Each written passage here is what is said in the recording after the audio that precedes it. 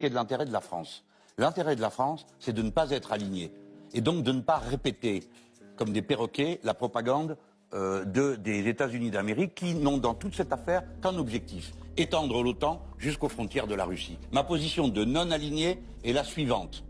Premièrement, la Russie n'a pas à passer la frontière de l'Ukraine. Deuxièmement, les États-Unis d'Amérique n'ont pas à annexer l'Ukraine dans l'OTAN.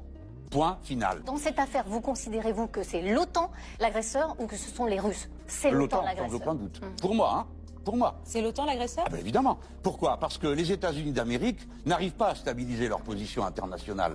Partons du cadre général et pas d'aspects qui au milieu permettent de fausser complètement la discussion. Le cadre général est que les États-Unis d'Amérique, qui dominaient la scène du monde, ne la dominent plus.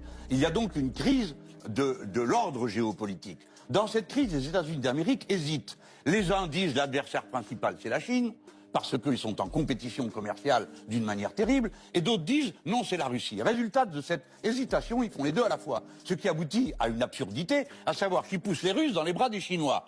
Tout ça est absurde. Et que font les États-Unis d'Amérique? Ils veulent que l'Ukraine soit intégrée dans l'OTAN. Nous, Français, n'avons aucun intérêt à ça.